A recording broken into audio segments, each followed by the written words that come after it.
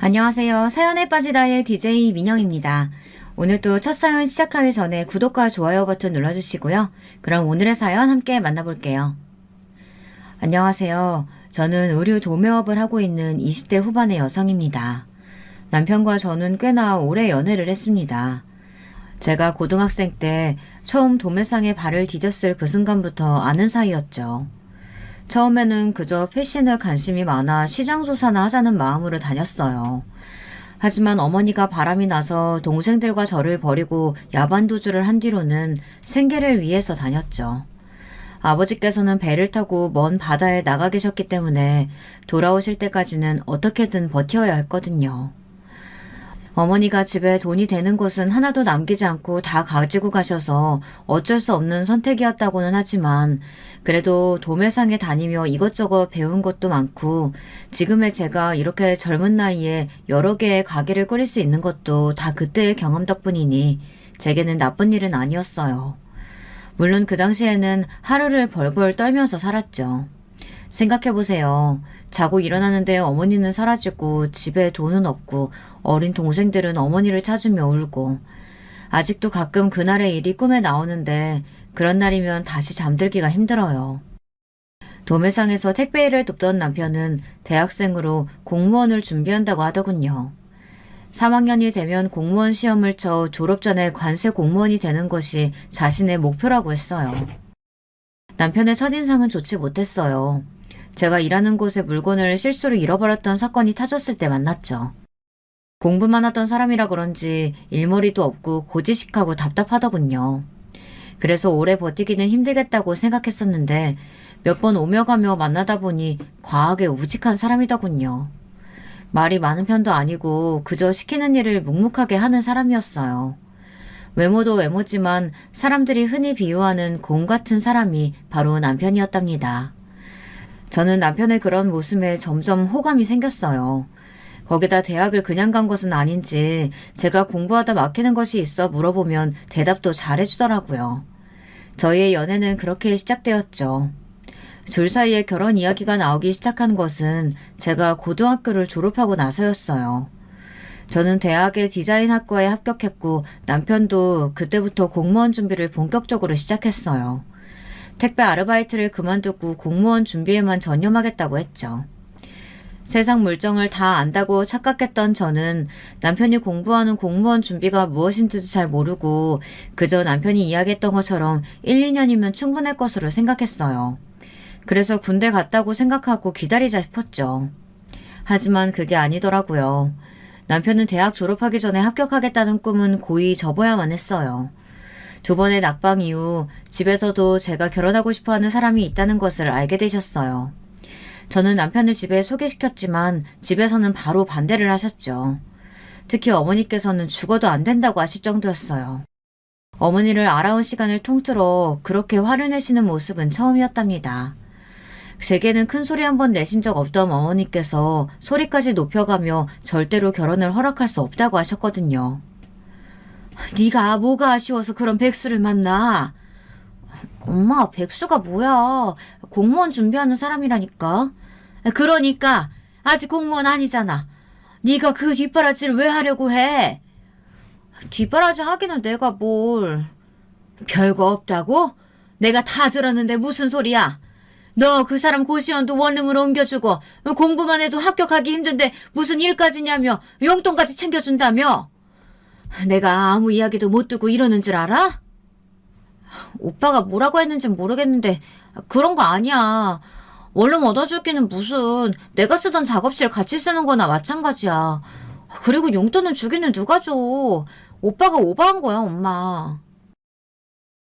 어머니께서는 더 이상 무슨 고생을 더 할 것이 남았다고 그 길을 가느냐고 난리가 나셨죠. 어머니께서는 대학생이 되던 해에 아버지와 재혼하신 분인데요. 저를 많이 아껴주셨거든요. 어머니에게도 저와 동갑인 아들이 있었는데 지금은 저와 함께 도매상 일을 하고 있답니다. 하여튼 어머니께서는 남편을 마땅치 않게 여기셨어요. 그럴 수도 있다고 생각해요. 저라도 걱정이 되셨을 것 같아요. 우선은 미래가 불분명하잖아요. 1년에 몇 뽑지도 않는 공무원이 된다는 것이 얼마나 힘들겠어요. 그런데 그때는 무슨 고집이었는지 남편이 아니면 안 된다고 절대 헤어질 수 없다고 말해 어머니 속을 뒤집어 놓았답니다. 어머니께서는 결국 머리끈까지 질끈 묶으시고는 알아놓으셨어요. 저희 집에서는 이렇게 결사반대였다면 남편의 집에서는 쌍수를 들고 환영하셨답니다. 시어머니께서는 남편이 좋아하는 사람이라면 누구든 좋다고 하셨어요. 처음 인사 갔을 때부터 꽤나 다정하게 대해주셨답니다. 남편이 속상하게 하는 일이 있으면 언제든 자신에게 이야기를 하라고 하실 정도였죠. 남편에게는 여동생이 하나 있었는데요. 그 여동생도 처음 저를 보는 순간부터 언니라고 부르며 제게 무척이나 잘해주었어요. 당시에 저는 시어머니가 어떤 사람인지는 상상도 하지 못하고 그저 시댁에서 환영받아 다행이라고 생각했죠. 친정에서 남편과의 결혼을 허락하기까지는 꽤나 오랜 시간이 걸렸어요. 공무원 시험에 합격을 하고 나면 결혼을 허락하겠다는 전제 조건을 달아주시더군요. 저는 그것쯤은 금방이라고 큰소리 쳤지만 그 이후로도 남편은 몇 번의 낙방을 면치 못했습니다. 그때마다 남편은 미안해서 죽을 것 같은 얼굴로 제게 사과를 했어요. 그런데 저한테는 이 사람이 공무원 시험에 합격하든 떨어지든 중요하지 않았어요. 저는 경제적으로 힘든 상황이 힘들어 남편이 벌어오는 돈만 손가락 빨면서 기다리는 것도 아니었거든요. 이미 고등학생 때부터 일하기 시작했기 때문에 어느 정도 기반도 있었고 돈도 꽤나 모아둔 상태라서 남편의 공부 뒷바라지가 부담스럽다는 생각이 들지는 않았답니다. 제가 바란 것은 남편이 자신이 원하는 꿈을 이루는 것이 전부였어요. 남편이 공부에 매달리는 동안 저는 시댁 식구들과 잘 지냈다고 생각해요. 기념일이나 집안 행사 때마다 빠지지 않고 얼굴에 비쳤죠. 드라마나 영화에서 보면 시집살이가 엄청나다고 하잖아요. 인스타에서도 그런 이야기들이 많고요. 그래서 저는 시댁 식구들에게 잘 보여줘서 나쁠 것 없지 않을까 싶어 예쁨 받으려고 나름 노력을 많이 했답니다. 시댁에서도 남편이 저를 만난 것은 행운이나 다름없다고 하시면서 저를 살뜰하게 챙겨주셨고요.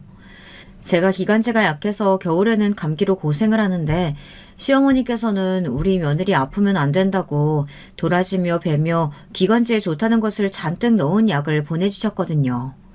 제가 어릴 때부터 그런 것들을 많이 먹어서 이제 신물이 난다고 생각했는데 이상하게 시어머니께서 보내주신 것들은 저하고 잘 맞더라고요.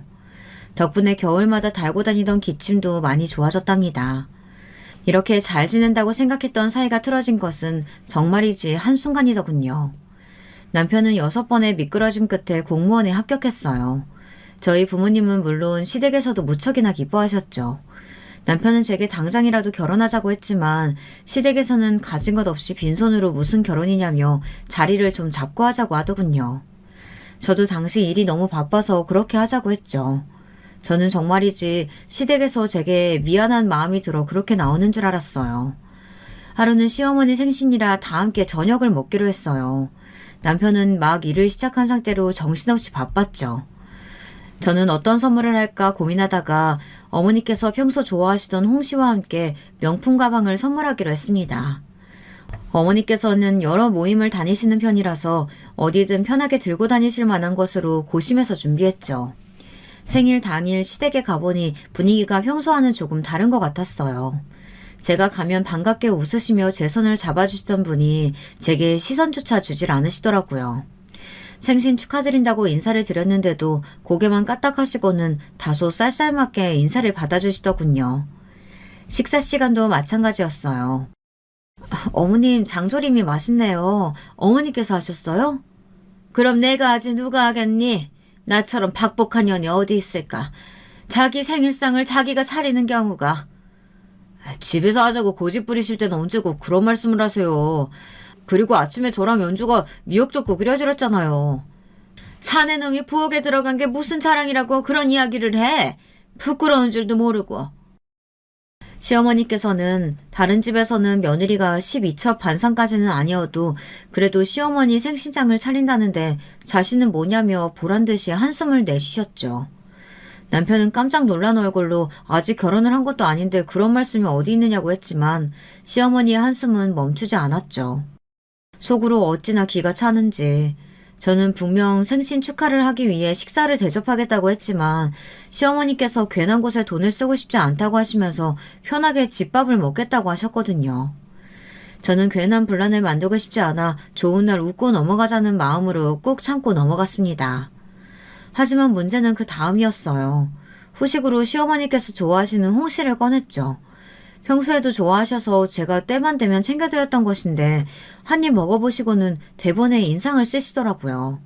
그리고는 바로 뱉어내시고는 홍시를 바닥에 던져버리셨죠. 누굴 죽일 셈이야?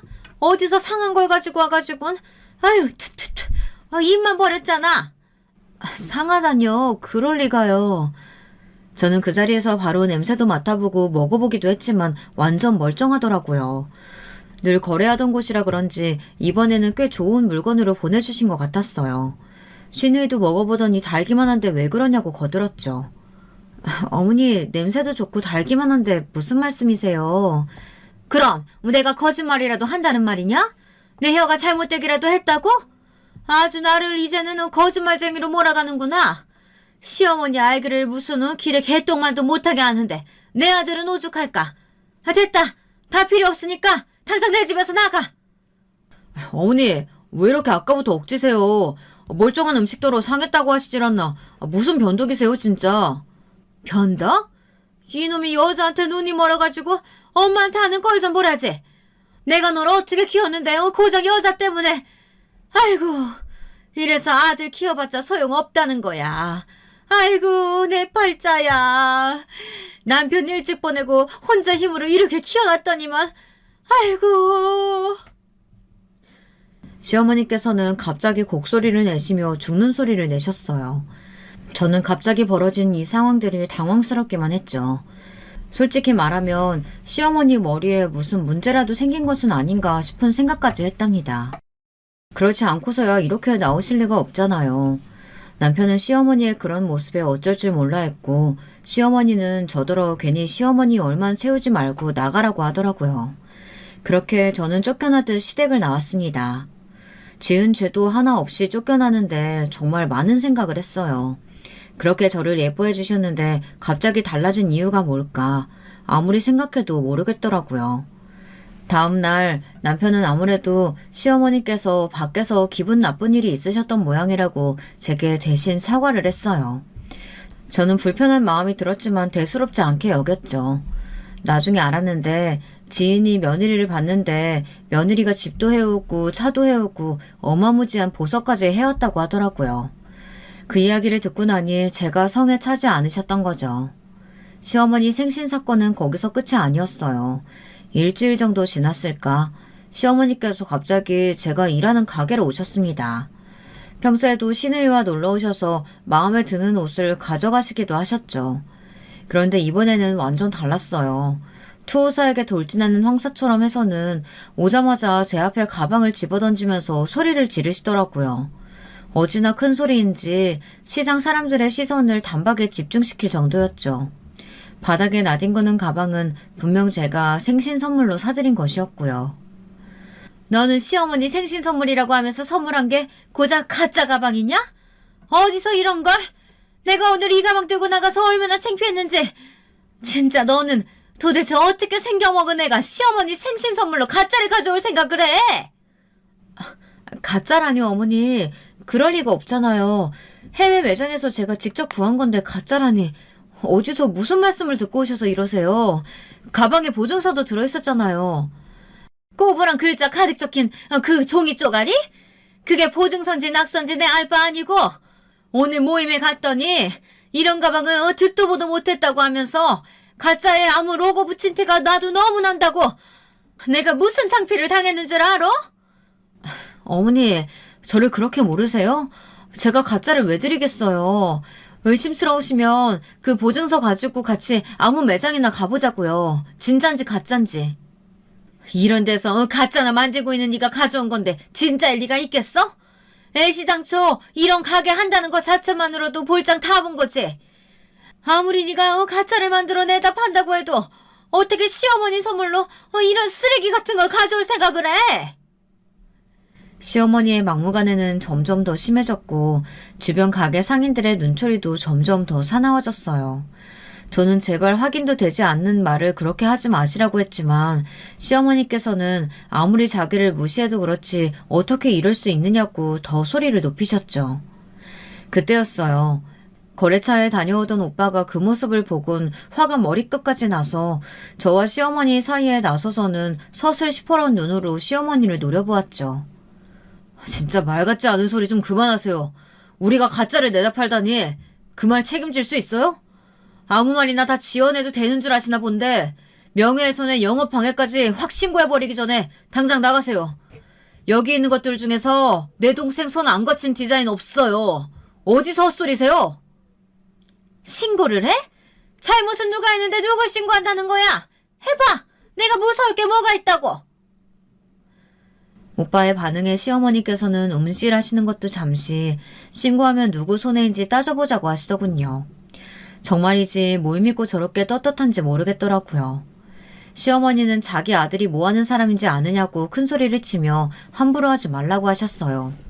아니 공무원이 뭐가 얼마나 잘났다고 저러나 그런 생각마저 들었죠. 어떻게 알았는지 시누이가 헐레벅떡 달려와서는 이게 무슨 일이냐고 왜 시어머니를 핍박하느냐고 저를 노려보더군요. 어이가 없죠. 누가 누구를 핍박했다는 것인지. 저는 끓어오르는 화를 눌러 참으며 시어머니께서 제게 한 행동에 대해 하나도 빠짐없이 이야기를 했어요. 시누이의 얼굴이 점점 붉어지다 못해 터져나갈 것 같더라고요. 나이 드신 분이 잘 모를 수도 있죠. 그렇다고 사람들 보는 앞에서 신고한다고 이야기하면 어떻게 해요? 모르고 하는 말에 그렇게 발끈해서 무섭게 몰아붙여야겠어요? 무섭게? 지금 여기 와서 소리 지르신 분이 누군데 그런 말을 해요. 아가씨, 어머니는 모르고 그러셨다고 해도 아가씨는 알 거 아니에요. 내가 알기는 뭘 알아요. 됐어요, 가요. 엄마, 속상하면 언니 불러서 이야기를 따로 하시든가 해야지. 뭐하러 여기까지 와서 힘을 빼요. 내가 너무 억울해서 그렇지. 오늘 모임 가서 내가 얼굴도 못 들고. 그만하고 가요, 엄마. 제발. 시누이와 시어머니는 그렇게 허둥거리며 가버렸어요. 오빠는 왜 그냥 보내느냐고 저더러 어떻게 저런 집구석으로 시집을 갈 생각을 하느냐고 아주 길길이 날뛰었어요. 저는 조용히 좀 하라고 오빠를 말렸지만 소용이 없었죠. 오빠는 집에 가서 다 이야기하겠다고 부모님이 아시면 이 결혼 엎어지면 엎어졌지 될 것 같느냐고 정색을 하며 말했습니다. 저는 제 선에서 처리할 수 있는데 무슨 소리냐고 절대 부모님께는 이야기하지 말라고 했어요. 오빠는 진정이 되지 않는지 씩씩거리면서 아까운 쪽은 저인데 뭘 믿고 저러는지 모르겠다고 하더라고요. 공무원이 뭐 그래 대수냐고 말이죠. 저는 쓴웃음을 지으며 오빠를 진정시키길 바빴어요. 그날 저녁 저는 시댁으로 찾아갔어요. 시어머니께서는 제 눈도 제대로 마주치지 못하시더군요. 저는 가짜라고 하시니 그 가방은 가져가겠다고 달라고 했어요. 그러자 시어머니께서 화들짝 놀라면서 선물이라고 가져올 때는 언제고 다시 가져가려고 하느냐고 하시더라고요. 그 태도에서 딱 알겠더라고요. 시누이와 나가서 진품인지 아닌지 확인을 하셨구나 싶었죠. 진품이란 소리를 들으니 민망한 마음이 들면서 아까운 마음이 드신 눈치였어요. 사실 좀 비싼 가방이었거든요. 저는 가짜라고 몰아붙이실 때는 언제고 이제 와서 그런 말씀을 하시느냐 하며 소파에 놓여있는 가방을 들었죠. 시어머니께서는 갑자기 들이닥쳐서 무슨 짓이냐고 하셨지만 저는 매몰차게 가방을 들고 나와 버렸어요. 시어머니께서 등 뒤에 대고 온갖 소리를 다 하셨지만 뒤도 돌아보지 않았죠. 다음 날 남편에게 연락이 왔더라고요. 시어머니께서 알아놓는 소리를 하시던데 무슨 일이냐고요. 저는 제가 겪었던 일을 이야기하고 시어머니께서 그렇게 부끄러워하시는데 뭐하러 두고 나오겠냐고 했죠. 뭘 그렇게까지 해. 어머니가 실수를 좀 하신 것 같은데. 실수? 그게 실수라고? 나를 무시하고 조롱하셨는데 그게 어떻게 실수? 그래, 가짜라고 의심할 수 있다고 쳐. 아무리 그렇다고 해도 나한테 찾아와서 가짜나 만들어 판다고 하시는 건 아니지. 당신도 알잖아. 내가 얼마나 노력해서 여기까지 왔는지. 알지. 내가 다 알지. 어머니가 말이 심하셨어. 그래도 이렇게까지 할 필요가 있어? 내가 홍씨 상했다고 하면서 채집 잡으실 땐 참았어. 아무리 그래도 어떻게 내가 하는 일을 그렇게 말할 수가 있어? 남편은 별것도 아닌 일로 크게 일을 키운다고 하더군요. 남편과 연애를 하면서 싸우지 않았다면 거짓말이겠지만 이렇게 크게 싸웠던 일은 처음이었던 것 같아요. 저는 진짜 결혼을 엎어야 하나 거기까지 생각을 했답니다. 그 정도로 사태는 심각하게 흘렀죠. 하지만 일주일 정도 지났나 남편이 말실수를 했다고 미안하다고 하더군요. 자신의 생각이 짧았다고 시어머니에게 확실하게 이야기를 해뒀으니 두 번 다시 기분 상할 일은 만들지 않겠다고요. 이때 확 돌아섰어야 했는데 알아온 시간도 있고 남편의 성격을 잘 알고 있었기에 저는 없던 일로 하겠다고 했어요. 남편이 확실히 말을 잘했는지 시어머니께서는 전처럼 저를 대해주시지는 않았지만 그래도 트집을 잡는 일은 없었어요. 저는 결혼 준비를 하며 말도 안 되는 요구를 하면 어떻게 반응해야 하나 고민이었는데 그런 일도 일체 없었죠. 저는 그때의 일이 단순한 감정이 상해서 제게 화풀이를 하셨던가 보다 그렇게 생각하기로 했어요. 하지만 저의 이런 순진한 생각은 결혼식이 끝나는 것과 동시에 와장창 무너졌답니다. 저희 부부는 남편의 직장 근처에서 신혼살림을 시작했어요. 대출을 받아 25평의 아파트를 샀죠. 집을 살까 아니면 전세로 할까 한참 고민하다가 결국 집을 사기로 결정했죠. 남편은 제 이름으로 대출을 받은 것은 물론 집을 살 때 들어간 돈의 80%가 저에게서 나왔으니 당연히 집의 명의는 제 이름으로 하자고 하더군요. 저 역시도 그런 부분이 당연하다고 생각했고요. 지금 생각해도 제 명의로 해두기를 참 잘했다 싶어요. 결혼을 하고 나니 달라지는 것들이 좀 있더군요. 지금까지는 제가 마음대로 행동하고 계획을 세워도 저 하나만 생각하면 되었지만 가족이 생기고 나니 생각을 좀 더 크게 해야 했죠. 거기다가 행사들은 왜 그렇게 많은지 연애할 때는 몰랐는데 막상 결혼해서 보니 제가 챙겨야 할 것들이 많더라고요. 그나마 다행이라면 돌아가신 시아버지를 비롯한 재산은 없었다는 거예요. 재산은 절에서 따로 지낸다고 하더라고요. 하지만 마른 하늘의 날벼락이라고 전혀 생각지 못한 일이 벌어졌어요. 시어머니께서 저를 집으로 부르시더니 갑자기 올해부터 제사를 지내겠다고 하시더군요. 남편이 결혼에 며느리도 들어왔는데 굳이 절에서 지낼 필요 있겠느냐고 말이죠. 이런 시어머니가 있다는 이야기 들었지만 제가 그런 시어머니를 만날 거라고는 생각도 못했어요. 어머니, 지금까지 제사는 한 번도 지내보신 적 없다고 하지 않으셨어요? 전에 저한테 그렇게 말씀하셨잖아요. 어머니도 시집와서 한 번도 해본 적 없다고 말이에요. 너랑 나랑 같아? 나야 하루 먹고 사는 게 힘들었고. 뭐야, 너 지금 시아버지 제사 지내기 싫다는 말이니? 그럼 이번 제사는 어머니께서 어떻게 하시는지 알려주세요. 저희 집은 기독교라 제사를 지내본 적이 없거든요. 제사 음식도 할 줄 모르고요. 어머니께서 보여주시면 제가 잘 보고 배웠다가 내년부터 할 테니까요. 뭐라고? 지금 시애미를 부려먹겠다는 거야? 설마요. 잘 모르니까 어머니께서 가르쳐 주셨으면 좋겠다 이거죠. 시어머니께서는 며느리가 되어서는 꾀만 부린다고 난리가 나셨지만 저는 들은 척도 하지 않았어요. 남편은 뭐하고 있었냐고요?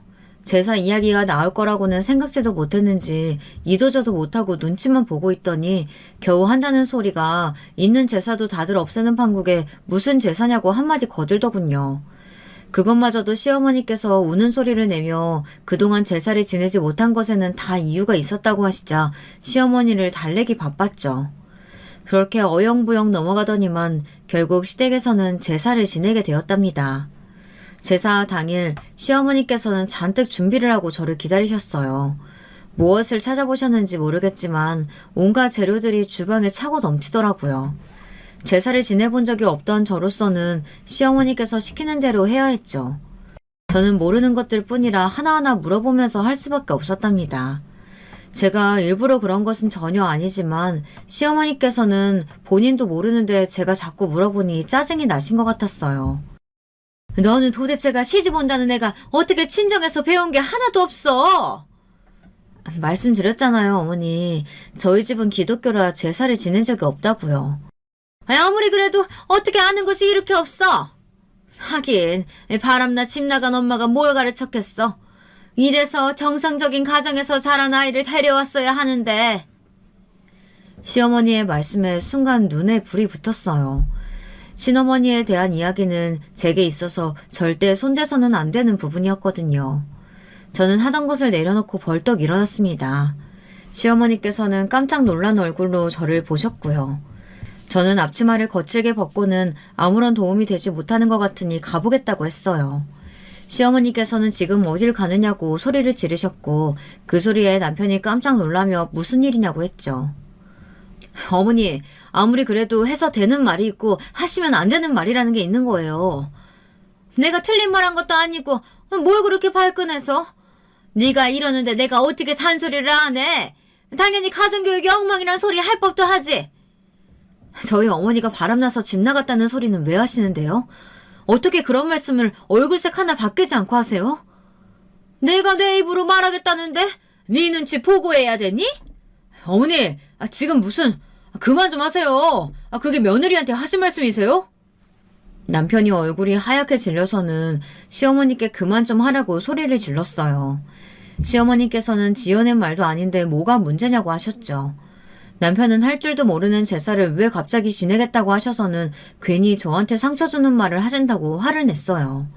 시어머니께서는 오늘이 무슨 날인데 소리를 높이냐고 돌아가신 시아버지를 목 놓아 부르셨어요. 차라리 자신을 데려가질 그랬냐고 하시는데 어른께 할 말은 아니지만 가증스럽다는 기분까지 들었죠. 제사는 당연히 엉망이 되었어요. 남편이 겨우 말려서 그 자리를 박차고 나오지 못했죠. 잔뜩 굳은 얼굴로 음식을 만들었으니 제대로 된 것이 하나도 없었고요. 늦게 일을 마치고 돌아온 시누이는 개판에 가까운 제사상을 보고는 차라리 절에 모시는 것이 낫겠다며 집에서 이게 무슨 일이냐고 하더군요. 그 일이 있고 나니 저는 시댁으로 가는 것이 너무 싫고 짜증이 나더라고요. 가서 또 무슨 소리를 들을까 싶어서 가는 것이 꺼려졌죠. 그래도 어쩔 수 없는 상황이라는 게 있잖아요. 가령 남편 생일 같은 거요.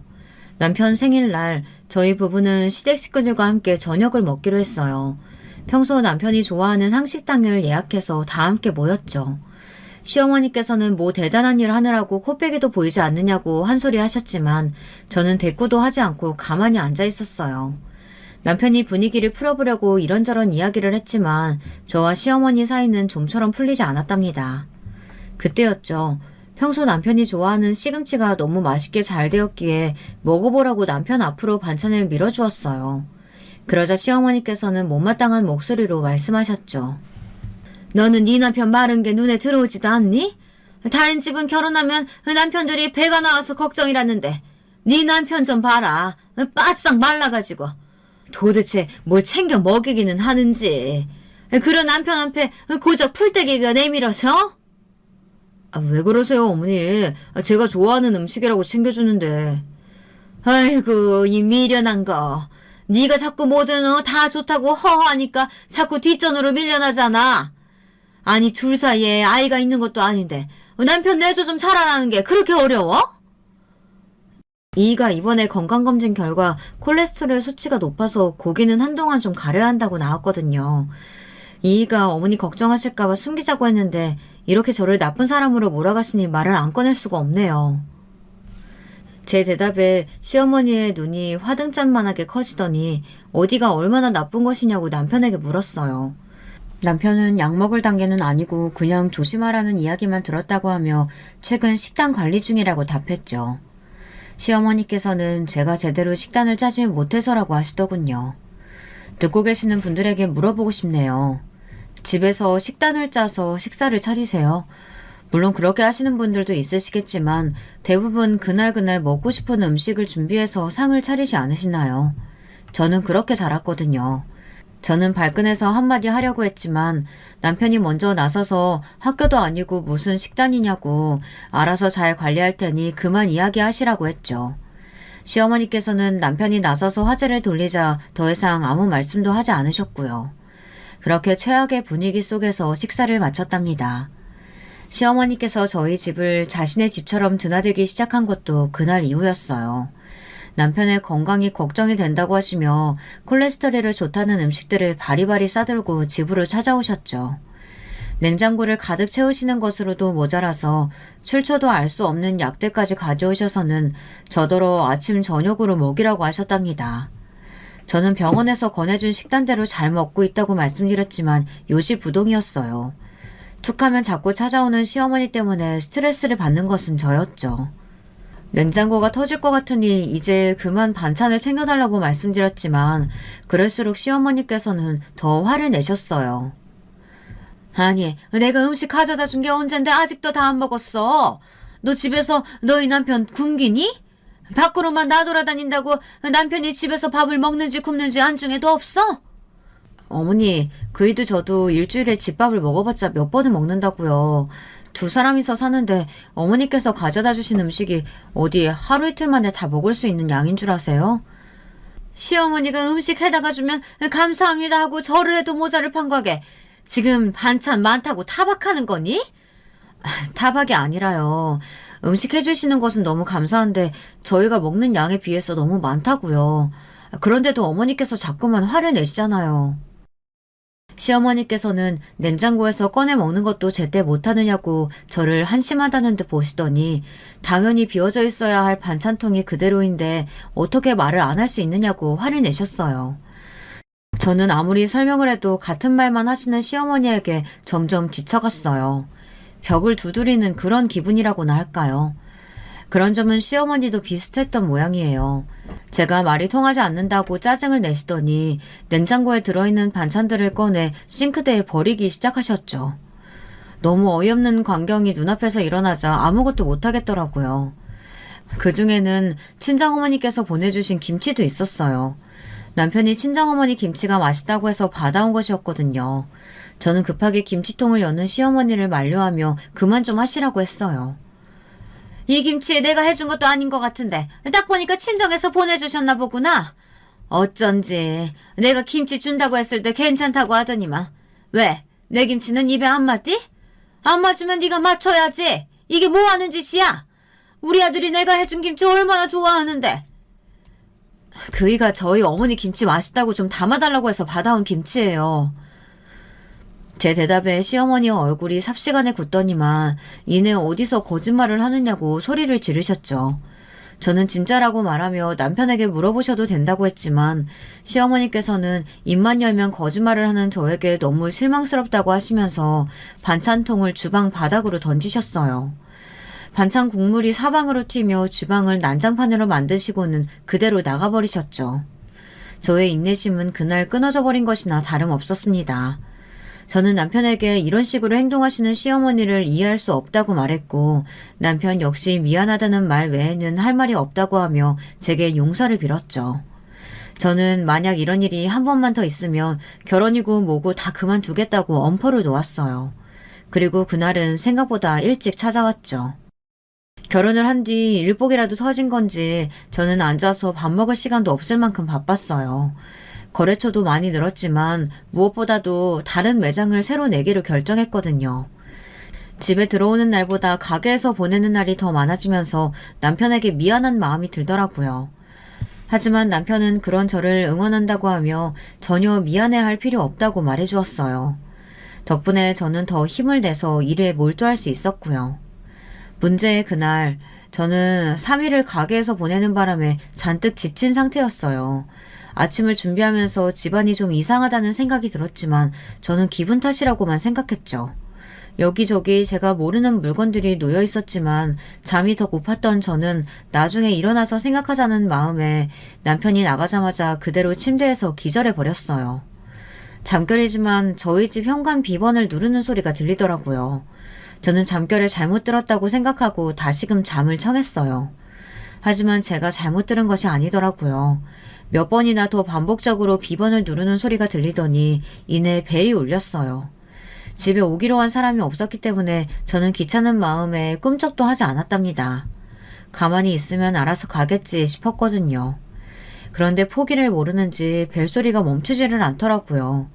결국 저는 지친 몸으로 일어나 문을 열었죠. 저는 문을 열고 진짜 소리를 지를 뻔했어요. 상상하지도 못했던 사람이 잔뜩 화난 얼굴로 현관에 서 있더라고요. 시어머니였죠.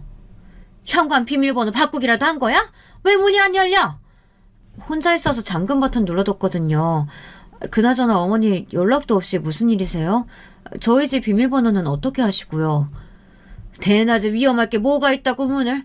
유난이다 유난이야. 그리고 내가 내 아들 집 현관 비밀번호도 모를 줄 알았니? 당연히 모르셔야죠. 그이가 알려주던가요? 언제요? 시어머니께서는 보름 전 제가 출장을 간 사이에 저희 집에 굴을 가져다 놓으려고 남편에게 물어보셨다고 하더군요. 남편이 워낙 굴을 좋아해서 싱싱한 것으로 가져왔는데 제가 중국 출장으로 연락도 안 되고 남편도 퇴근 전이라 어쩔 수 없이 알려준 것 같았죠. 저는 아무리 그래도 이렇게 말씀도 없이 밀고 들어오시면 안 된다고 했어요. 저는 분명 부드럽게 말씀을 드렸는데 시어머니께서는 바로 짜증을 내셨죠. 얌전히 남편 내줘나 하며 애 나가질 것이지 무슨 대단한 일을 한다고 툭하면 집을 비워? 집을 그렇게 개판으로 만들어 놓고 나다니고 싶디? 어머니, 그 뒤로도 계속 오셨어요? 그래, 그랬다. 뭐 어쩌라고? 내가 잘못이라도 했니? 떳떳한 시어머니의 모습에 할 말을 잃은 것은 저였어요. 물론 제가 밖에 일이 바빠서 집안이 어수선했던 것은 사실이기는 했어요. 하지만 저도 남편도 가사일은 분담해서 잘하고 있다고 생각했는데 그동안 시어머니께서 오셔서 마음대로 정리를 했다고 생각하니 화가 나더라고요. 그 와중에 시어머니께서는 안방으로 들어가셔서는 베개 속에 부적을 꺼내셔서는 다른 것으로 바꾸셨죠. 저는 그런 것이 들어있는 줄은 꿈에도 몰랐기 때문에 충격을 받았어요. 지금 그게 뭐냐고 떨리는 목소리로 물었더니 시어머니께서는 아들을 낳게 해주는 부적이라고 하시며 정기적으로 바꿔줘야 한다고 하셨죠. 저는 그런 미신은 믿지 않는다고 당장이라도 버리겠다고 했지만 시어머니께서는 그런 저를 힘껏 밀어버리셨어요. 결혼했으면 응당 애부터 가져야지. 우리 집이 얼마나 손이 귀한데. 어머니, 아무리 그래도 어떻게 저한테 말 한마디 하지 않고 이런 일을 하실 수가 있어요? 부적이라뇨. 시어머니께서는 자식 잘 되라고 하는 일인데 뭘 그렇게 놀라고 그러느냐며 혀를 차는 소리를 내셨지만 저는 도저히 이해가 되질 않았어요. 안방에서의 볼일이 끝났다 싶더니 이번에는 주방으로 향하셨죠. 그리고는 쓰레기통에서 라면 봉지를 하나 꺼내시더니 이게 뭐냐고 물어보시더라고요. 어제 남편도 늦은 시간에 같이 퇴근해서 야식으로 라면을 먹었거든요. 저는 사실대로 말씀드렸어요. 잘하는 짓이다. 지 남편 라면이나 끓여 먹이고 몸에 좋은 것들 찾아 먹이지는 못할 망정 아주 잘났다 잘났어. 그이도 저도 너무 피곤해서 그냥 라면 먹은 걸 가지고 이렇게 화내실 일이에요? 시어머니께서는 제가 잘못도 모른다고 어디서부터 가르쳐야 하느냐고 하시더라고요. 저는 도대체 뭘 잘못했는지 전혀 알 수가 없었죠. 시어머니께서는 밖에서 큰일하는 남편을 그렇게 홀대해서 얻는 게 뭐냐고 하시더군요. 저는 홀대를 한 적도 없을 뿐더러 저희 둘이서 잘 지내고 있는데 왜 오시면 잔소리만 하시냐고 물었어요. 그런데 시어머니 입에서 상상할 수도 없는 말이 나오더라고요. 네가 밖에서 뭘 하는지 내가 어떻게 알아? 말로만 일한다고 하고 밖에서 남자랑 놀아날지 뭘 알겠냐고. 그 피가 어딜 가겠어? 지금 뭐라고 하셨어요, 어머니? 네 엄마도 바람나서 나갔다며? 너라고 다르겠니? 보고 배운 게 그것뿐일 텐데. 여자가 밖으로만 나돌아다니는데 그런 의심이야 당연한 거 아니냐고. 제 머릿속 어디선가 툭 하고 끊어지는 소리가 나는 것 같았어요. 저는 잔뜩 굳은 얼굴로 시어머니의 팔을 잡아 끌고는 당장 이 집에서 나가시라고 했죠. 시어머니께서는 어디 손을 대느냐며 제 팔을 쳐내셨지만 저는 무시하고 당장 내 집에서 나가달라고 말했어요. 내 집? 이년이 미쳤나? 여기가 내 아들 집이지 어떻게 네 집이야? 어머님, 왜 여기가 그의 집이에요? 저희 결혼할 때 그의 빈손이나 다름없었잖아요. 가구며 전자제품이며 제가 대부분 다 했는데 무슨 말씀이세요? 당연히 제 집이죠. 순간 눈앞에 별이 보이면서 한쪽 귀에 삐하고 이명이 들리기 시작했어요. 시어머니께서 있는 힘껏 제 뺨을 때리셨거든요.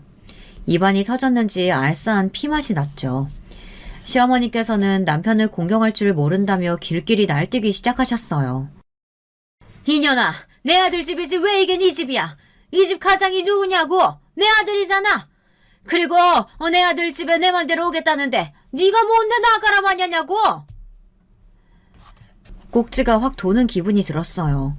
2년 전년 소리 듣는 것도 화가 치밀어 올랐지만 자기 아들 집이라고 생떼를 쓰는 시어머니를 보고 있자니 더 이상 참을 수가 없더라고요. 저는 결혼이고 뭐고 다 끝내야겠다는 생각이 들었어요. 그동안 참을 만큼 충분히 참았다는 생각도 들었고요. 아줌마, 여기 내 명의로 된 내 집이거든요. 대출받을 때도 내 이름으로 했고 여기 들어간 돈도 다 내가 벌어서 가져온 돈이라고요. 아줌마 아들이 이 집에 한 것이라고는 냉장고와 세탁기가 전부야. 알아? 2년이? 눈이 돌아가지고 지금 어디서 어른한테 덤벼들기를. 그래, 나는 돌았다. 그럼 아줌마는? 아줌마는 제정신이고? 이미 분노로 머릿속이 하얗게 되어버린 저는 시어머니를 아줌마라고 부르면서 당장 내 집에서 나가라고 말했어요. 저의 이런 말에 시어머니께서는 금방이라도 쓰러지실 것처럼 온몸을 부르르 떨며 미쳤다는 말만 반복하셨죠. 그리고는 대뜸 당장 머리 받고 빌라고 하시더라고요. 저는 코웃음을 치며 제가 왜 그래야 하느냐고 대꾸했어요. 아줌마, 당장 나가. 지금 내 집에서 안 나가면 무단 침입으로 확 경찰 부를 테니까. 내가 못할 것 같아? 이런 무례한. 아무리 보고 배운 게 없어도 시어머니한테 아줌마라니. 시어머니? 당신이 왜 내 시어머니야? 내가 어머니 불러주니까 진짜 어머니라도 된 줄 아는 것 같은데. 아줌마, 나 당신 아들이랑 아직 혼인신고도 안 한 사이야. 알아? 저의 폭탄 선언에 시어머니께서는 그 자리에서 한 발자국도 움직이지 못하셨어요. 떨리는 목소리로 혼인신고를 왜 안 했느냐고 되물어보셨죠. 저는 팔짱을 끼며 태연하게 말했어요. 남편이 바쁘다는 핑계로 좀 미루자고 해서 미루고 있었다고 말이죠. 시어머니께서는 떨리는 목소리로 그럴 리가 없다고 했지만 저는 그 자리에서 바로 남편에게 전화를 걸었어요. 그리고는 스피커폰으로 남편에게 물었죠. 우리 혼인신고 언제 하러 가? 그게 뭐가 급하다고 그래. 좀 천천히 하자, 천천히. 나 바쁘니까 나중에 이야기해. 시어머니는 그제야 저희 부부가 결혼만 했지 법적으로는 아무런 사이가 아니라는 것을 알게 되셨어요. 시어머니는 넋이 나간 사람처럼 가만히 계셨죠. 제가 나가라고 하는 말이 시어머니 귀에는 전혀 들리지 않는 것 같았어요. 저는 시어머니를 그대로 밖으로 내보내고 문을 닫으려고 했어요. 그러자 갑자기 시어머니께서 저를 밀치시고는 무슨 수작을 부렸기에 남편이 저렇게 나오느냐고 하셨죠. 저는 수작도 없었고 서로 바빠서 시간을 낼 여유가 없었을 뿐이라고 했어요. 하지만 시어머니께서는 분명 무슨 음모가 있는 것이 분명하다고 제게 무슨 생각으로 그런 일을 꾸미느냐고 말도 안 되는 억지를 쓰셨어요. 결국 저는 경찰에 전화를 해야만 했죠. 곧 경찰들이 도착했고 저는 불법 주거 침입이라고 말하며 시어머니를 끌고 가달라고 말했어요. 시어머니께서는 내 아들 집에 왔을 뿐인데 며느리가 시어머니를 신고했다고 난리를 치셨지만 소용이 없었죠. 경찰서에 가서도 시어머니께서는 욕을 하시며 저를 때리려고 하셨어요. 곧 남편이 땀을 뻘뻘 흘리며 경찰서로 왔습니다. 시어머니께서는 무슨 구세주라도 만난 것처럼 남편을 붙들고 하소연을 하셨죠. 남편은 이렇게까지 할 필요가 있느냐고 하더군요. 순간 결혼 전의 사건이 생각나더라고요. 그때도 이렇게까지 할 필요가 있느냐고 남편이 말했었는데 말이에요. 나도 참을 만큼 참았고 내가 당신이나 당신 어머니한테 잘못한 거라고는 하나도 없거든. 나도 잘 지내고 싶었지만 어쩔 수가 없네. 더 이상은 내가 당신 어머니 며느리로 못 살 것 같으니까 정리하자. 정리하자라는 말이 어떻게 그렇게 쉽게 나와. 아니 어머니 입장에서는 그저 나랑 당신이 걱정이 되니까. 우리 엄마 아빠가 당신 걱정된다고 말 함부로 하시는 거 봤어? 우리 부모님이 내 걱정 핑계로 당신한테 싫은 소리 한 번이라도 하신 적 있으시냐고. 그냥 좀 한 귀로 듣고 흘리면 될 일을 가지고 너무 크게 일을 만드니까. 그러니까 나는 당신이 말한 것처럼 못 살겠으니까 그냥 정리하자고. 당신 집은 내가 싸서 보내줄게. 당신이 결혼하면서 가져온 것들은 내가 돈으로 쳐서 입금시켜 줄 테니까 그냥 여기서 깔끔하게 갈라서자. 남편은 무슨 말도 안 되는 소리를 하느냐고 저를 붙들었지만 저는 뒤도 돌아보지 않고 경찰서를 나왔어요. 그 뒤로 몇 번이나 남편이 다시 이야기를 좀 하자고 했지만 저는 거절했죠. 들을 말도 없었고 할 말도 없었거든요. 남편도 지치는지 더 이상 연락이 오지 않더군요. 그렇게 저희는 이별을 했습니다. 그날 이후로 남편을 만난 적도 시댁 사람들과 부딪힌 적도 없죠. 대출이 걸려 있어서 당장에 이사를 할 수도 세를 줄 수도 없는 상황이라 우선은 동생에게 쓰라고 하고 저는 가게 근처 원룸에서 지내고 있습니다. 현실에서 도피할 목적은 아니지만 일에 좀 더 많은 애정을 쏟고 있죠. 제 이야기를 지금까지 들어주신 여러분, 남편의 말처럼 별일 아니다 생각하고 그냥 귀 닫고 살았어야 했을까요? 여러분들의 생각이 궁금하네요. 여러분, 두 번째 사연 시작하기 전에 좋아요, 구독 꼭 눌러주실 거죠? 그럼 두 번째 사연 바로 시작합니다. 안녕하세요. 저는 40이 넘은 여성입니다. 유튜브 보면서 이것저것 찾아보다가 사연 유튜브 보고 제 사연도 보내보고 싶어서 쓰고 있어요. 시댁하고 좀 황당한 일을 겪었거든요. 전 지금 서울에 살고 있고요. 그리 경제적으로 막 부유한 편은 아니지만 그래도 맨손으로 시작한 것 치고는 제법 열심히 잘 살고 있다고 생각합니다. 남편도 워낙 성실하고 부지런한 사람인데다 우리가 저축도 열심히 하고 재테크도 열심히 했거든요. 평생 정말 한눈 한 번 안 팔고 우리 부부 두 사람이서 우리 가정을 위해서 최선을 다해 살았다고 자부합니다.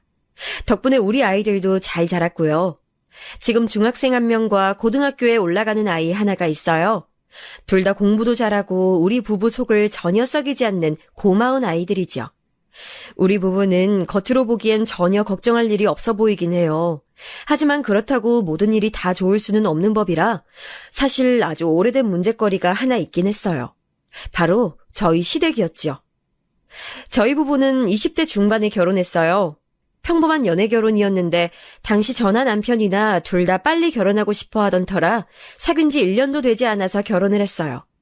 그래서 사실 각자의 가정에 대해선 잘 몰랐어요. 제 쪽은 그냥 평범한 부모님 밑에서 자랐고 상당히 온화한 가정이었기 때문에 저희 친정은 그리 문제될 것이 없었죠. 하지만 남편 쪽의 시댁은 좀 문제가 달랐어요. 시댁은 굉장히 각박한 느낌이랄까요? 시어머니, 시아버지 두 분 다 그런 느낌이었는데요. 남편이 어릴 때에도 뭔가 가정에 도움이 될 만한 일을 하지 않으면 용돈을 주지 않으셨대요. 예를 들어 쓰레기 치우기라거나 설거지라거나 청소라거나 이건 뭐 아이 경제관념을 기르기 위해서 그럴 수 있다 치는데 심지어 밥까지도 그랬다는 거예요. 시어머니는 남편이 제대로 청소를 하지 않으면 맨밥에 간장만 줬고 어떤 땐 간장도 없이 맨밥만 먹으라고도 했대요. 난 진짜 그때부터 우리 어머니 별로 안 좋아했어. 남편은 지금도 그때를 생각하면서 투덜거릴 때가 많아요. 아니, 내가 뭐 고등학생, 대학생 이럴 때도 아니었다니까. 중학교도 들어가기 전이었어.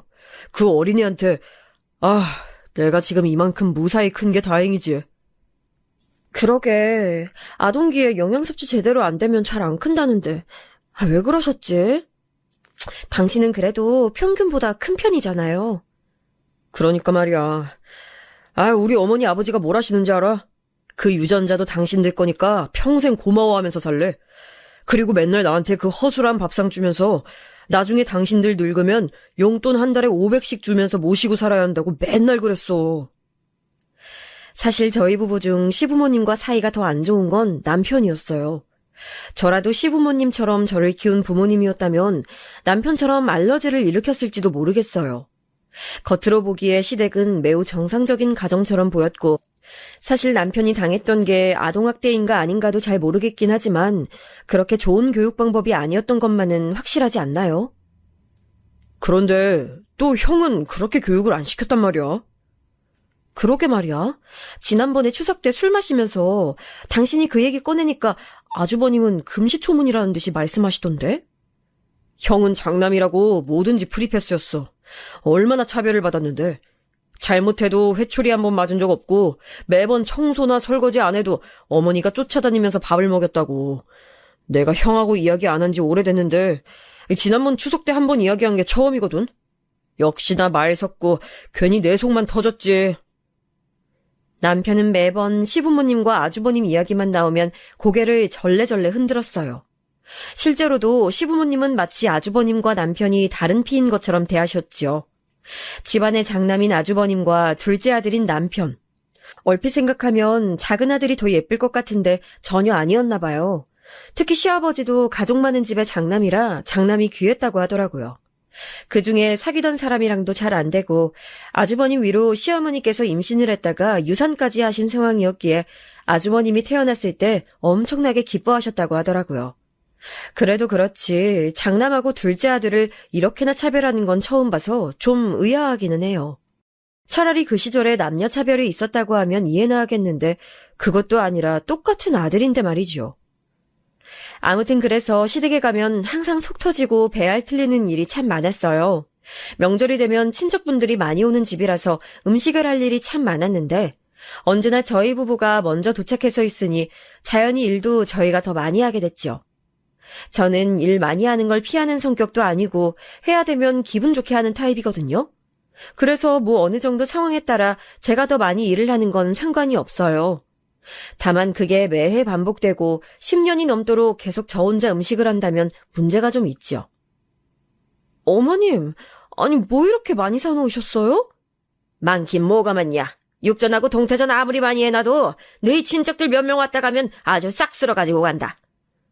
어머님이 너무 많이 싸주시니까 그렇지요. 다들 좀 적당히 가져가야 다음 손님이 드시는데. 뭐?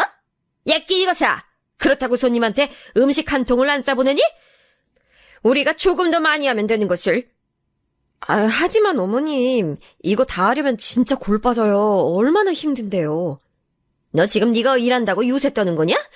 됐다 됐어, 너 나와. 늙은 내가 하고 말지. 젊은 것이 유세 떠는 꼴 난 못 본다. 아니요, 어머님. 그게 아니라요. 제 말은 그게 아니라요. 매번 이런 식이었어요.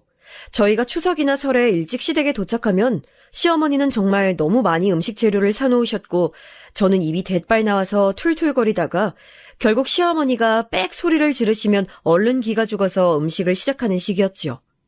처음에 신혼 때는 시어머니가 뭐라 하시든 꼼짝도 안 하고 아예 말도 못했는데 그래도 이제 나이도 먹고 시어머니를 겪은 지 상당히 오래되고 하니까 불평이라도 할 수 있게 된 거였어요. 남편은 그렇게 부엌에서 갈려나가고 있는 저를 보면서 안타까워했지만 그렇다고 남편이라고 가만히 있는 건 아니었으니까요.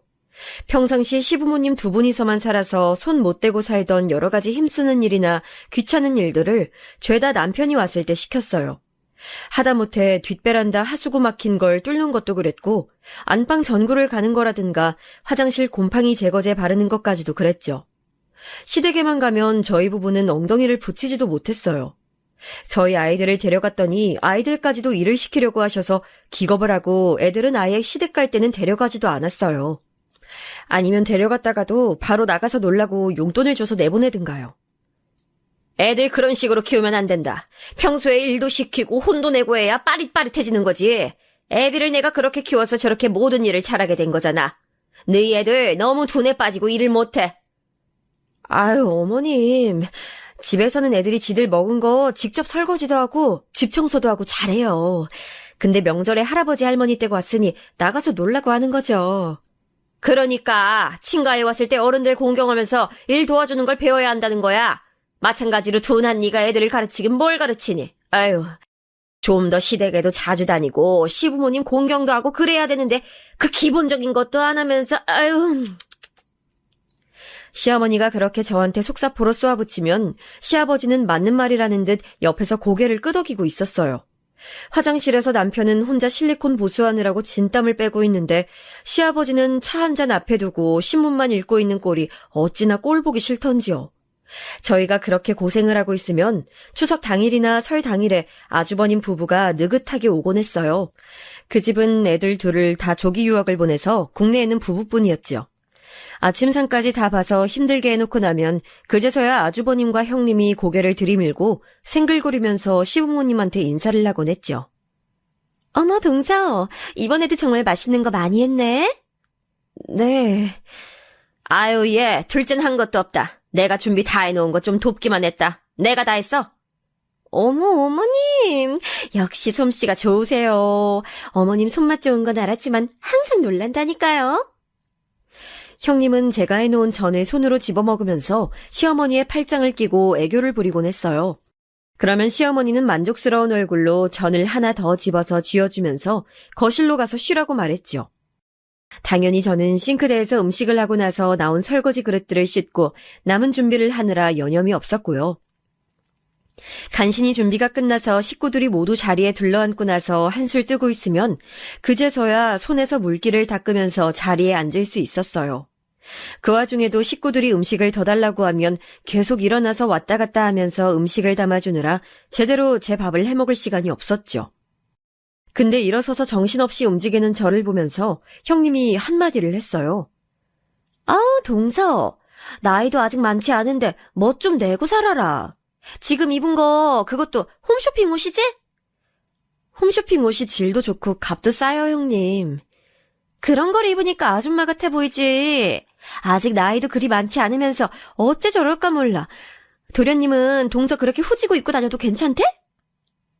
형님은 항상 제 옷차림을 지적하기도 했어요. 저와는 달리 멋도 많이 내고 얼굴이 정말 예쁜 여전히 날씬한 처녀 같은 형님 모습에 제 아줌마 같은 모습이 의식될 때도 있었죠. 저는 가정주부로서 이런 제 모습이 부끄럽진 않았지만 동시에 조금 형님과 비교돼서 기가 죽는 것은 있었어요. 아주버님과 형님은 차를 마시면서 시부모님한테 온갖 아부와 애교를 떨어댔어요. 평소엔 전혀 왕래도 안 하고 뭐 하나 도와드리지도 않으면서 말로는 어찌나 립서비스를 잘하는지요. 어머님은 더 젊어지셨어요. 어쩜 그렇게 피부가 고우신지. 아유, 뭘 그런 걸. 이 나이 먹어서 피부 좋은 게 다 무슨 소용이야. 시어머니는 아닌 척하면서도 그런 애교와 아부에 기분 좋아하셨죠. 원래도 워낙 예뻐하고 아끼는 장남에 처음으로 맞은 맏며느리라 엄청나게 예뻐하셨거든요. 뭐 예뻐하실 순 있어요. 다만 시어머니와 시아버지 모두 아주버님 부부에 대한 애정 때문에 계속 재산을 나눠주셔서 문제였지요. 몇 년 전쯤이었어요. 어느 날 남편이 퇴근해서 들어오더니 안 좋은 얼굴이더라고요.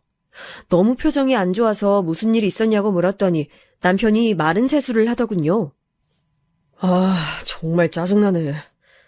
왜 그러는데? 회사에서 무슨 일 있었어? 아니, 회사가 아니라 우리 집. 왜? 어머님하고 아버님이 또 뭐라고 하셨어? 아니, 그런 건 아닌데 그거보다 더 큰 문제야.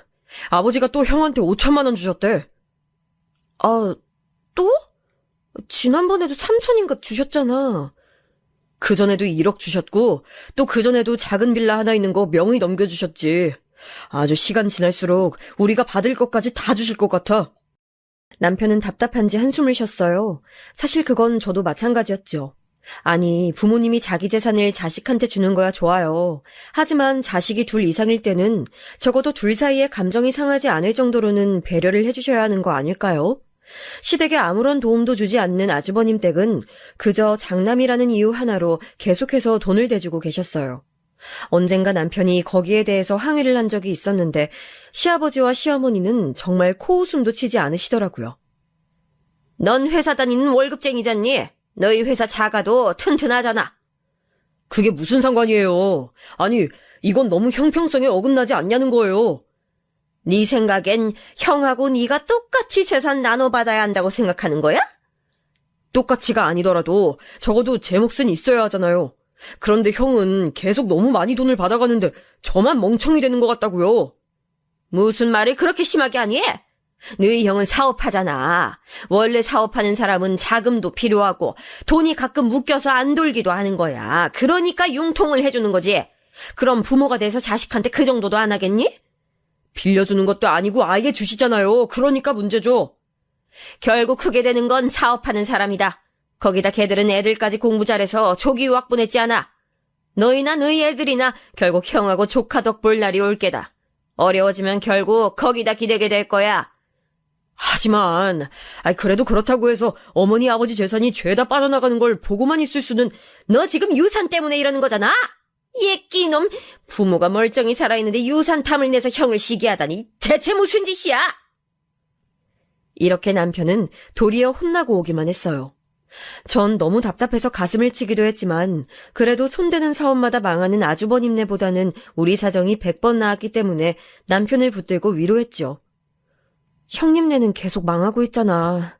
그렇게 돈을 받아도 여태 월세 전전하면서 못 벗어나고 있는데 우린 그래도 작은 집이라도 한 칸 마련했고. 진짜 속상하다. 어쩌겠어. 그냥 우리는 우리 노릇만 하면서 살자. 어차피 우리 인생은 여태까지 우리가 알아서 살아왔잖아. 그래. 그래도 내가 당신 만나서 여태 잘 살아왔지. 아니었으면 정말 형하고 부모님한테 돈 다 뺏기고 거지로 살았을지도 몰라. 실제로 남편의 말대로 시부모님은 남편이 젊었을 시절 회사에 들어가서 월급을 받기 시작하자마자 일정 금액을 달라고 하셨다고 해요. 그게 그냥 부모님께 드리는 용돈 정도였으면 당연히 이해할 수 있는데 아예 생활비를 달라고 하신 거였죠. 생활비도 아주 많이요. 당시 남편은 아직 젊었고 시부모님한테 어릴 때부터 계속 시달리며 뭐든지 부모님이 원하는 대로 해주는 게 당연하다고 교육받으며 커온 터라 거의 월급의 80% 이상을 그대로 부모님께 갖다 드렸다고 하더라고요. 나머지 돈으로 마치 용돈 맞는 대학생처럼 생활했다고요. 그나마 저하고 연애를 하면서 그게 좀 이상한 상황이라는 사실을 알게 됐고 자기 돈을 지키려고 애쓰기 시작했죠. 하지만 저하고 결혼하면서 트러블이 생겼죠. 결혼이 결정되어 인사를 드리러 갔을 때 시부모님은 결혼 후에도 당연하다는 듯이 합가한 후 여전히 월급의 80% 이상을 시부모님께 드리고 일도 제가 다 하면서 살아야 한다고 하셨어요. 그래야 결혼을 허락하겠다고요.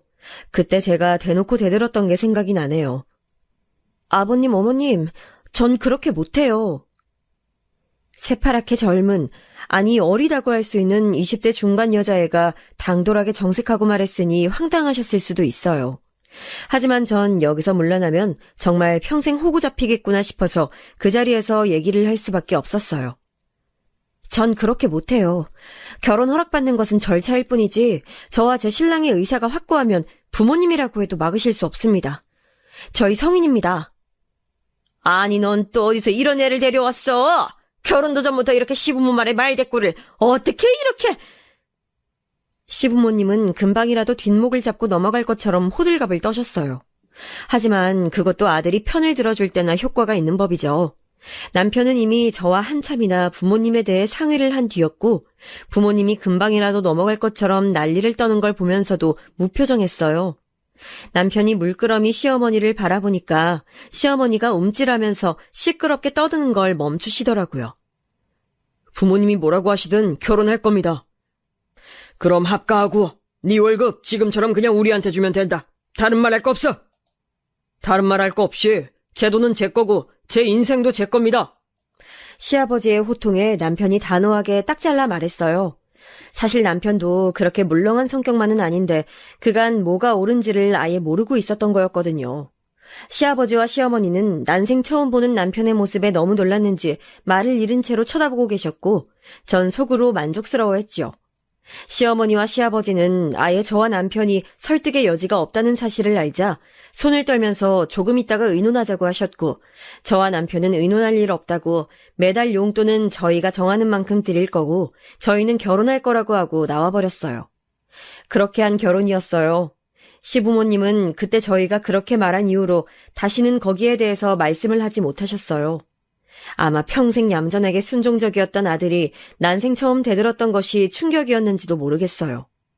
하지만 그런 덕분에 저희는 합리적인 선에서 시부모님께 용돈을 드리고 저희 살림을 꾸려나갈 수가 있었어요. 남편의 월급은 많지도 적지도 않은 평균적인 수준이었기에 열심히 아끼고 모아서 정말 서울 외곽에 그럭저럭 낡고 작은 아파트를 사고 아이들을 키울 수가 있었죠. 겨울엔 난방 덜 틀려고 집안에서 두터운 스웨터를 입고 슬리퍼를 신고 지내는 생활이 아주 익숙했지요. 얘들아, 안 쓰는 방 불은 항상 끄고 다녀야 한다고 엄마가 말했지? 네, 엄마. 그리고 뜨거운 물 쪽으로 수도꼭지 해놓으면 안 돼. 그럼 안 쓸 때도 보일러가 돌아가. 저희는 아이들도 근검절약하는 생활을 익혀놓는 것이 좋다고 생각해서 어릴 때부터 그런 식으로 교육을 시켰어요. 하지만 아주버님네는 전혀 그런 생활과 거리가 멀었어요. 아주버님네는 아이들을 전부 조기 유학을 보냈는데 요즘 애들은 어려서부터 영어 공부시켜야 나중에도 잘할 수 있다면서 아이들 교육에 큰 열의를 보이지 않는 저희를 어리석다면서 비웃었어요. 아, 동서. 그런 식으로 애들 교육 어려서부터 엉망으로 시키면 나중에 후회해. 나중에 영어 한마디 못하는 애들을 대체 어디다 써? 형님... 그래도 저희 애들 책 열심히 읽어요. TV 안 보고 책 많이 보고 글도 잘 쓰고. 그게 요즘 무슨 상관이야. 영어 잘하고 미국 선진 문화도 배워와서 세련돼야지 행세를 하지. 요즘은 책 읽고 이런 거 다 소용없어. 고리타분하게 그게 뭔 소리야. 저희는 좀 어이가 없었지만 그냥 그러려니 했어요. 아이들 교육이야 부모들 권한이고 저희가 뭐라고 할 건 아니었으니까요. 다만 저희한테 어찌나 잘난 척을 하는지 사실 좀 속에서 열불이 날 때가 많기도 했긴 했어요. 조카들이니까 그냥 참고 있는 거지. 그 애들 사건 사고 칠 때 옆에 있던 저한테 전화해서 미주알 고주알 말하면서 자기가 죽겠다고 했던 걸 형님은 완전히 잊어버린 것 같더라고요. 이런 시댁이니까 요즘 사람들 같으면 다시는 안 본다고 하는 사람도 있었을지 몰라요. 하지만 저희는 좀 고지식한 부부라서 그래도 우리가 사람 도리는 꼭 해야 한다는 편이었지요. 하지만 아무리 생각해도 시부모님이나 아주버님네는 남편이나 저를 완벽한 호구로 아는 것 같더라고요. 어느 날이었어요. 그날은 한 달에 한 번 시댁에 가서 식사를 함께하는 날이어서 저희 부부가 가서 또 여러 가지 일을 봐드리고 있었지요.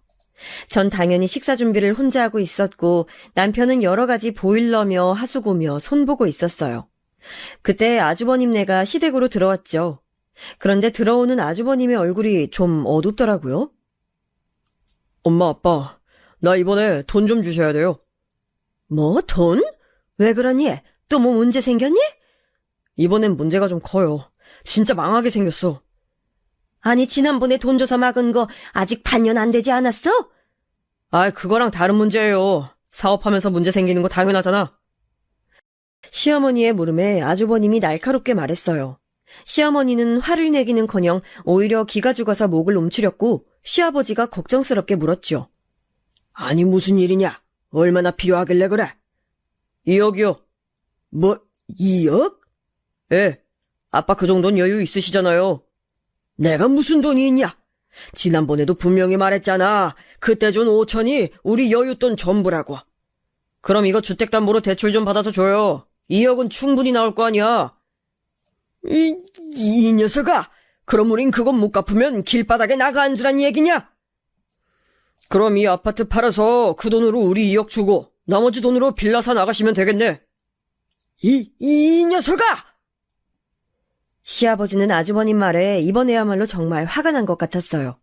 하지만 시어머니는 혹시라도 아주버님이 혼이 날까 무서운지 안절부절 못하면서 두 사람 사이에서 어쩔 줄을 몰라 했지요.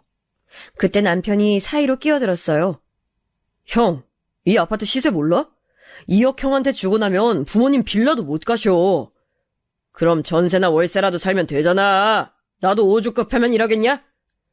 아니, 여태까지 형이 가져간 게 대체 얼만지 알아? 그 돈 다 어쩌고 이러는 거야. 야, 월급쟁이가 뭘 알아. 사업하는 사람은 가끔 돈이 묶이면 급하게 필요하기도 하고 그런 거야. 그럼 돈 풀리고 나선 갚았어야지. 대체 여태 가져가기만 하고선 이번엔 부모님 길바닥에 나앉게 하려고 그러는 거야? 아유, 온실속 화초로 사업 한번 안 해본 분은 몰라요. 사업이 얼마나 힘든지. 형님이 부드럽게 달래듯이 말하는데 오히려 그 말이 더 기분이 나쁘더라고요. 저는 입을 다물고 있었지만 슬슬 화가 치밀어 오르고 있었어요. 그때 시아버지가 이마를 짚고 있다가 이내 아주버님에게 말했어요. 그만하고 이리 들어와라. 너하고 첫째 아가 너만 들어와라. 둘째 너희는 밖에 있어. 여보, 당신도 안방 들어와요. 그리고 네 사람만 함께 안방으로 사라지더군요. 너무 어이가 없어서 코웃음이 나왔어요.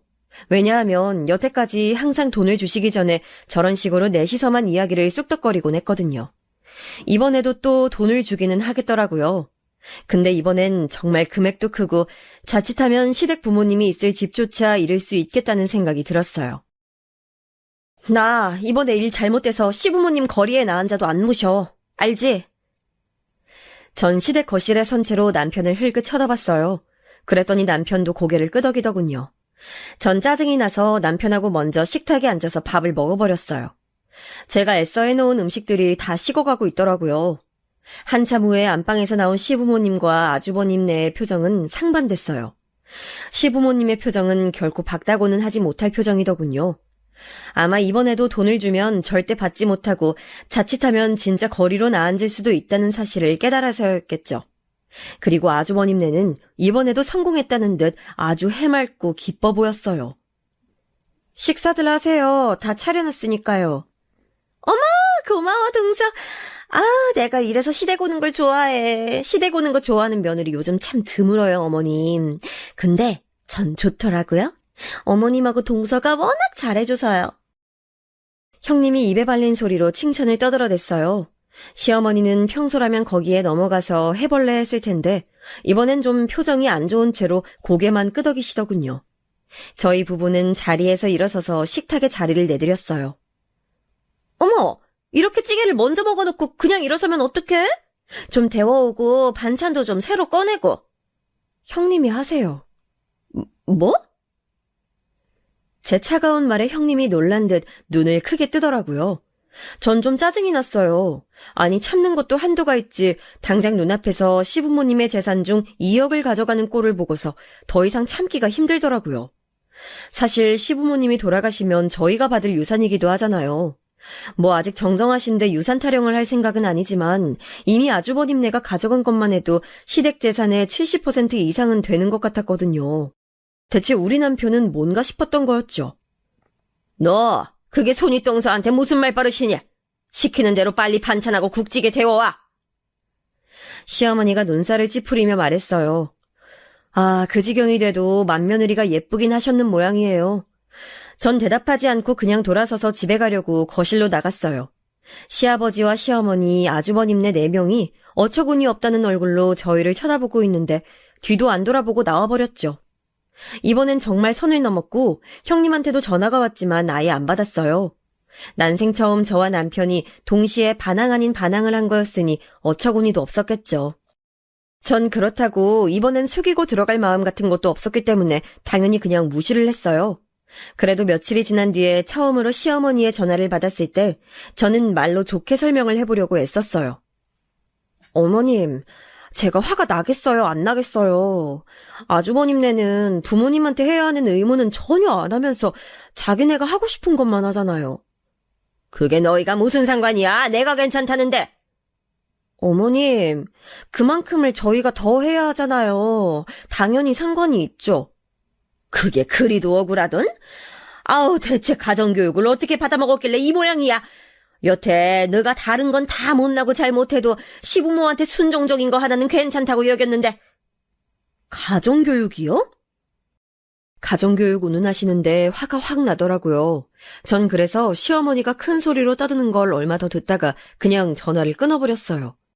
또 전화벨이 요란하게 울렸지만 또 무시를 했어요. 남편한테 얘기를 들어보니 남편한텐 시아버지가 그렇게 전화를 해서 난리를 쳤다고 하시더라고요. 저하고는 달리 남편은 이야기를 다 듣고 끝에만 저는 이제 더 그렇게 안 합니다를 반복하면서 튕겨냈대요. 하여간 남편도 고집불통이라 한번 어긋나면 끝까지 어긋나는 성격이었죠. 한동안 시부모님의 연락이 오는 걸 무시하고 살았더니 몇 달 뒤엔 좀 뜸해지더군요. 나중에 문자가 왔는데 이젠 훨씬 차분해진 톤이었어요. 이제 다 용서할 테니 연락이라도 한번 다오. 내가 자식을 못 보고 살아야겠니? 용서는 무슨 용서. 여전히 똑같으시다는 게 느껴져서 저는 좀 웃어버렸죠. 어처구니 없는데 그렇다고 이대로 평생 시부모님을 안 보고 사는 것도 좀 안 될 말인 것 같더라고요. 전 좋지만 남편은 또 무슨 죄겠어요. 평생 부모님을 못 보고 산다니요. 제가 그렇게 말했더니 남편도 고민스러운 얼굴이었어요. 나도 안 뵙는 게 속이 편하긴 한데 아휴 그래도 사람 도리가 있는데 그치? 그러게 말이야. 벌써 안 찾아간 지가 반년이 넘었더라고요. 괜찮을까 모르겠어. 저와 남편은 한숨을 쉬었어요. 다른 것도 아니고 너무 차별만 하지 말아달라는 건데 시부모님이 저렇게 꽉 막히셨으니 도무지 어쩔 도리가 없더라고요. 그렇게 시부모님을 다시 찾아뵈어야 하나 결정을 하지 못한 채로 몇 달이 또 지나버렸고 거의 1년이 되어가던 중에 남편이 문자 하나를 받았어요. 전화 좀 다오. 너희 어머니 건강이 안 좋단다. 시아버지의 문자였죠. 남편이 놀라서 전화를 했더니 시아버지가 그러셨대요. 너희 엄마 병원에 갔더니 심장질환이 있다고 한다. 척추 쪽도 안 좋다고 하고 지금은 숨을 쉬기가 힘든 상태야. 너희가 좀 간병을 해줘야겠다. 아니, 숨을 쉬기가 힘든 상태라고요? 그래, 그렇게 심한 건 아니지만 간헐적으로 호흡곤란이 오고 있어. 난 그래도 지금도 일을 나가니까 평소에 붙어 있을 수가 없어. 일을 나가신다고요? 아버지가요? 그래, 그렇게 됐다. 아니, 무슨 일을요? 왜 나가세요? 그냥 소일거리 하면서 사시면 될 텐데. 그냥 심심해서 나가고 있다. 자세한 건 묻지 마라. 남편은 말문이 막혀서 생각해보겠다고 말하고서 전화를 끊었다고 하더라고요. 남편이 집에 돌아와서 이런저런 얘기들을 해주는데 저도 머릿속이 복잡해졌어요. 그래도 우리가 사람돌이는 해야 하는데 말이야. 그래, 자식으로서 과연 편찮으신 어머니를 그냥 둬도 괜찮을지 모르겠어. 그간 당한 걸 생각하면 진짜 복장은 터지지만 어떻게 해야 하지? 여보, 한 번만 더 봐드리자. 남편이 부탁하듯이 저한테 말했고 저도 망설이다가 그냥 고개를 끄덕였어요. 사실 편찮으신 양반을 그냥 두고 간병 안 한 채로 있다고 해도 몸은 편해도 마음이 불편할 것 같았거든요. 그래서 저희는 그 주 주말에 시댁으로 갔어요. 몸이 많이 아프시다고 하니 몸에 좋은 것들을 좀 사가지고 먹을 것이랑 같이 가지고 갔지요. 어머님은 침대에 누워 계셨고 시아버지는 일을 나간다면서 곧 나가버리셨어요. 어머님, 일어나서 식사 좀 하세요. 몸이 튼튼해야 병도 이겨내죠. 아유, 죽겠다. 정말 죽겠어. 머리가 아파 죽겠다. 숨도 못 쉬겠어. 많이 나쁘세요? 병원 가실래요? 됐다. 지금 와서 너희가 무슨 선심 쓰듯 간병을 하겠다고 온 거야. 너희가 그딴 식으로 나가버리고 나서 내 전화까지 무시해서 내가 화병이 도졌어. 이게 다 너희 때문이야. 시어머니는 저희한테 날카롭게 말씀하셨어요. 몸이 안 좋으시니까 저렇게 날카로워지실 수 있죠. 저희는 이해하기로 하고 그냥 별말 안 했어요. 시어머니도 말씀하시다가 호흡이 곤란해지니까 더 이상 말은 못 이으셨고요. 저희는 말없이 그 사이 엉망이 된 시댁을 치우고 음식을 해서 놨어요. 근데 시어머니는 숨을 몰아쉬면서 저희를 노려보다가 저한테 그러시더군요. 너 둘째, 오늘부터 매일 와라. 와서 청소하고 식사 준비해. 제가요? 그래. 이게 전부 너희 탓이니 당연히 너희가 책임져야지. 애비는 매일 나가서 일해야 하니 어쩔 수 없지만 넌 집에서 놀면 뭐하냐. 와서 일해라. 저희 애들은 어쩌고요, 어머님. 저희 집 살림도 있는데. 너희 애들은 이미 다 컸는데 뭘 챙겨? 핑계대지 마. 내가 네 나이 땐 시댁하고 내 살림 동시에 다 했어. 진짜 그땐 어이가 없더라고요. 아픈 분이니까 더 이상 말은 하지 말자 싶어서 애써 참고 문을 닫고 나왔는데 남편도 그 말을 다 들었는지 우라통이 터지는 얼굴로 거실에 앉아 있었어요. 남편은 대충 집안을 치우고서 곧장 다시 저를 데리고 집으로 돌아갔지요. 돌아가는 차 안에서 남편은 이상하다는 듯이 고개를 저었어요. 집이 너무 정리가 안 돼 있던데. 꼭 돌보는 사람 없는 것 같지 말이야. 우리 아버지 성격 때문이라도 그냥 두진 않으셨을 텐데. 그러게. 찬장에 식기들도 손 안 댄 지 오래되신 것 같았어. 좀 이상해. 아버지는 또 어머니 아프신데 왜 매일 나가는 일을 하신다는 거지? 혹시 여보, 아주버님네가 또 돈 요구한 거 아니야? 남편은 아무리 그래도 그럴 리가 있겠냐는 듯한 얼굴이 됐어요. 하지만 전 어쩐지 그게 맞는 것 같았죠. 생각해봐. 지난번에 2억 가져갔잖아. 그게 반년도 더 된 일이야. 그럼 또 돈 요구할 때가 되긴 됐단 말이야. 그거랑 아버지랑 무슨 상관인데? 이제 생활비로 쓰시던 목돈까지 다 주셔서 더 생활비로 쓸 돈도 없으신 거 아니야? 그러니까 일 나가시는 거고. 그럴지도 모르겠다. 남편하고 저는 그제야 일이 진행되는 상황을 알겠더라고요. 어처구니 없었는데 그래도 마지막 남은 양심과 마지막 남은 연민을 끌어모아서 시어머니 간병을 하기로 결정했어요. 남편은 저한테 면목 없다는 듯이 말하곤 했죠. 당신한테 항상 미안해. 에휴, 당신 아니었으면 내가 저 두 분 뵙지도 않았어. 당신이니까 내가 참고 산다 정말. 저희는 대충 상황은 짐작이 갔지만 그래도 남편의 부모님이신지라 간병을 그만두겠다는 말을 할 수가 없겠더라고요. 하지만 이게 저희의 마지막 인내심이었지요.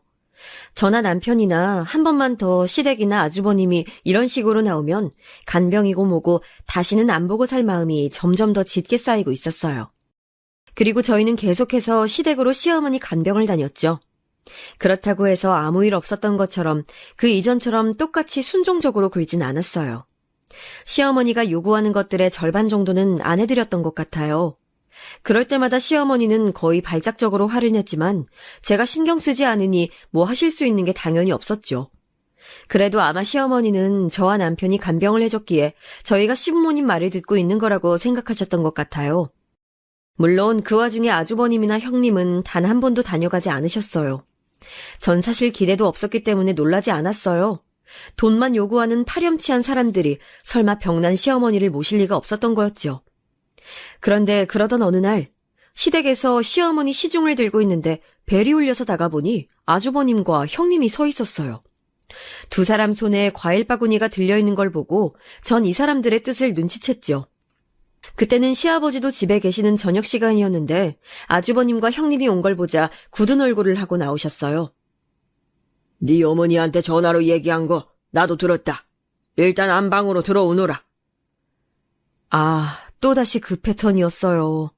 그렇게 당하셨으면 전 당연히 문전박대해서 내쫓을 줄 알았는데 말이에요. 그때 시댁엔 남편이 없고 저 혼자 있었는데 어떻게 해야 할지를 모르겠더라고요. 아주버님과 형님은 저한테 인사를 하는 둥 마는 둥 하면서 들어가 버렸어요. 아, 형님이 지나치면서 한마디 비웃듯이 하긴 했네요. 고생하네 동서? 효심이 지극해서 동네 사람들이 칭찬하겠어 아주. 네, 그동안 한 번도 안 오시더니 오늘 오셨네요. 내가 그동안은 바빠서서 말이야. 사업하는 사람이라는 게 그렇거든. 형님은 피식 웃으면서 아주버님을 따라서 들어갔어요. 안방에는 시어머니가 누워서 쉬고 있었으니 또다시 저를 제외한 그 네 사람이 모여서 쑥덕거리고 있는 거였죠. 전 참을 수가 없어서 집에 있는 남편에게 전화를 해서 곧 오라고 했어요. 남편은 곧장 움직였는지 대략 30분 뒤에 시댁에 도착해서 급히 들어오더라고요. 왜? 무슨 일이야? 안방. 제가 턱으로 안방을 가리키자 현관에 있는 신발 숫자와 맞춰본 남편은 얼굴이 일그러졌어요. 사실 남편 입장에서도 얼마나 화가 나겠어요. 마누라 입장까지 생각해서 열심히 비위 맞춰서 어머니 간병까지 책임지고 있는데 이제 정말 마지막 남은 집까지 털어서 형한테 죄다 주려고 하니 말이에요. 바로 그때 안방 문이 열리고 시부모님과 아주버님 내외가 나왔어요. 아주버님 내는 허리를 굽실굽실하면서 연신 인사를 하더라고요. 감사합니다, 아버지. 꼭 한 달 안에 좀 넣어주세요. 이 녀석아, 집이 팔려야 넣어주지 우리더러 어쩌라는 거냐. 하지만 제가 정말 한 달 안에 돈이 들어오지 않으면 곤란해지거든요. 한참 말씀드렸잖아요. 이해 못하셨어요? 내가 정말 가진 거 다 털어서 넣어주는 거다. 우리 사는 집까지 말이야. 그때 형님이 비웃음을 걸친 채로 저를 쳐다보더라고요. 하지만 아버님, 걱정 안 하셔도 되잖아요. 효심 깊은 둘째 아들하고 며느리가 있으신데 말이에요. 너무 어처구니가 없어서 순간 말이 안 나오더라고요. 아주버님과 형님은 저희 눈치를 쓱 보더니 저희 얼굴이 불그락 푸르락하니 재빨리 인사하고서 도망가듯이 나가버렸어요. 그러더니 시어머니가 갑자기 저희를 안방으로 들어오라고 하시더라고요. 시아버지는 속이 답답하다면서 담배라도 피겠다고 나가버리셨어요. 아마도 면목 없는 자리를 피하기 위해서가 아니었을까 생각해요. 그리고 시어머니는 안방에 앉아서 저희를 바라보셨어요. 너희 우리하고 합가해야겠다. 네? 전 정말 귀를 의심했어요. 전 그래도 시어머니가 저희한테 어떤 상황인지 설명하려고 부르신 줄 알았어요. 그런데 시어머니는 아무런 이야기 없이 저희한테 일방적으로 통보하고 있었어요. 내가 아프니 너도 간병하러 오가기 힘들지?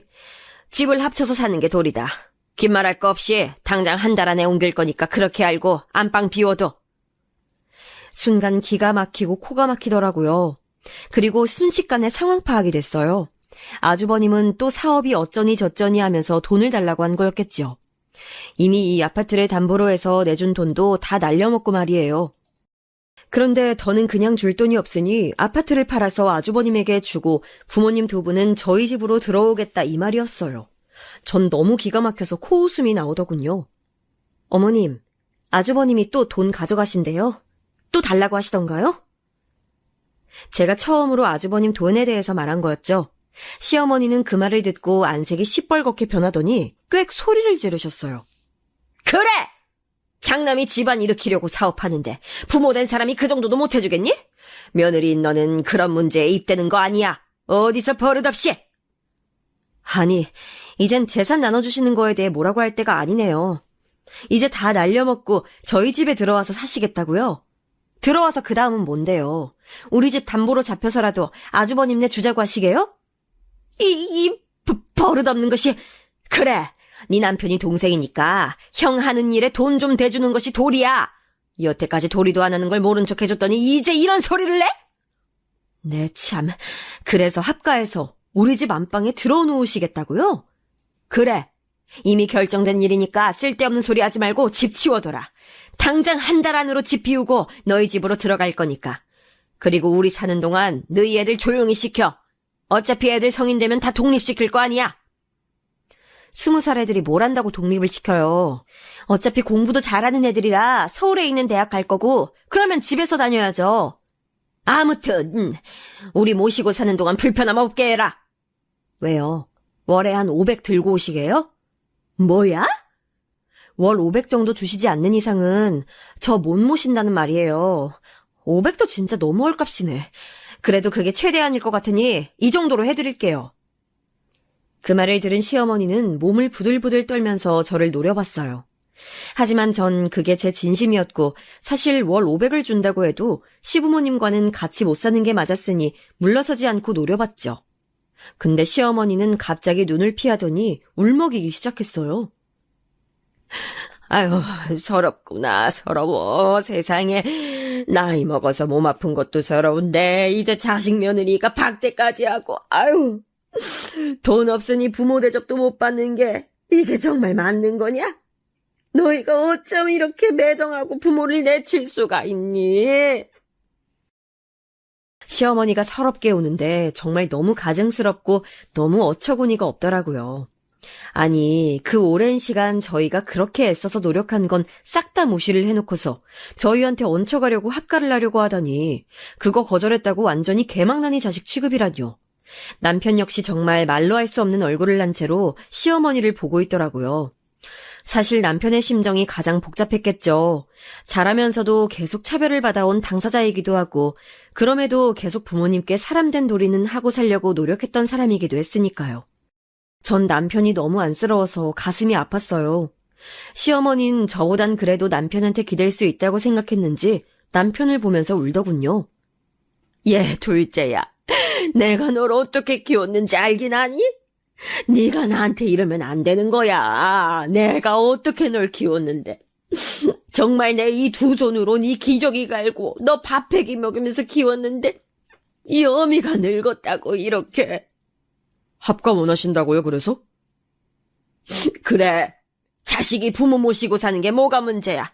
당연히 해야 할 일 아니었니? 왜 형이 안 모시고요?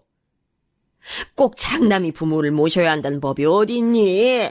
요즘 세상에 그런 건 없어. 지금 너희가 가장 상황이 좋으니까 같이 살자는 것뿐이야. 남편은 그 말에 헛웃음을 흘렸어요. 그러더니 차가운 얼굴이 돼서 시어머니를 노려보더라고요. 제발 우리 가족끼리 잘 살게 저희 좀 내버려 두세요. 정말 다시는 안 뵙고 싶네요. 뭐라고? 시어머니는 그동안 순종적이던 남편이 하는 말에 충격을 받은 듯 얼굴이 실룩거렸어요.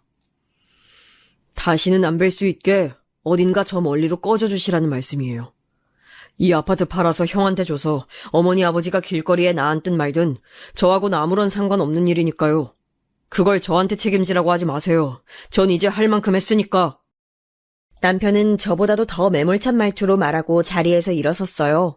시어머니는 너무 당황스러운지 남편의 바지가랑이를 붙들려고 했지만 남편은 몸을 피해버리고서는 저의 손을 잡고 곧장 시댁을 나와버렸어요. 저희는 집으로 와서 한참이나 둘이 속풀이를 했어요. 술을 사다가 까고 치킨을 배달시켜서는 둘이 그간 시부모님의 행동에 대해 미친 듯이 깠죠. 남편은 이제 완벽하게 정이 떨어져 버려서 더 이상은 부모님을 보지 않겠다고 말했어요. 전 그렇게 도리를 챙기던 남편이 저렇게 될 때까지 얼마나 많은 고민이 있었을까 안쓰러웠지만 우리 가정을 지키려고 하는 남편의 의지가 느껴져서 더욱이나 고맙기도 했죠. 그 후로 당연히 시부모님한테서 전화가 엄청나게 왔어요. 그건 예상하고 있었기 때문에 저희는 연락처를 차단했는데 어느 날은 집 앞에까지 찾아와 계시더라고요. 저희는 얼굴을 보고도 들어오지 마시라고, 들어오시면 주거 침입죄로 경찰을 부르겠다고 경고했고, 저희의 태도가 완강한 것을 보고 시아버지와 시어머니는 충격을 받고 돌아가셨어요. 그러니 당연히 갈 곳이 없어진 시부모님 역시 아파트 파는 것을 다시 한번 망설이게 됐던 거죠. 한 달 안에 아파트를 파는 것도 완전히 급매로 내놔야 어떻게 될지 말지 모르는 건데 망설이는 사이에 한 달은 훌쩍 지나가 버렸어요. 그 후에 역시나 아주버님한테 전화가 와서 소리를 지르더라고요. 너희들 때문에 내가 빚을 못 갚았잖아, 이 빌어먹을 것들아! 아, 그러셨구나. 끊을게요. 저는 더 이상 들을 가치도 없는 것 같아서 전화를 끊어버렸어요. 아마도 시부모님은 아파트를 파는데 실패했고 아주버님은 급한 빚을 갚지 못해 난리가 난 모양이었죠. 뭐 그래서 오랫동안 시달리던 시댁 시집살이에서 벗어났으니 저야 좋은 일이었어요. 다만 부모님을 평생 안 보겠다고 결정한 남편은 좀 안쓰러웠지만요. 그래도 한편으로는 시달렸던 남편도 홀가분해 보여 다행이었어요. 제 사연은 여기까지입니다. 답답하게 여기셨을 분들도 있겠지만 그래도 들어주셔서 감사하고 여러분들의 가정에도 평안이 가득하길 바라겠습니다.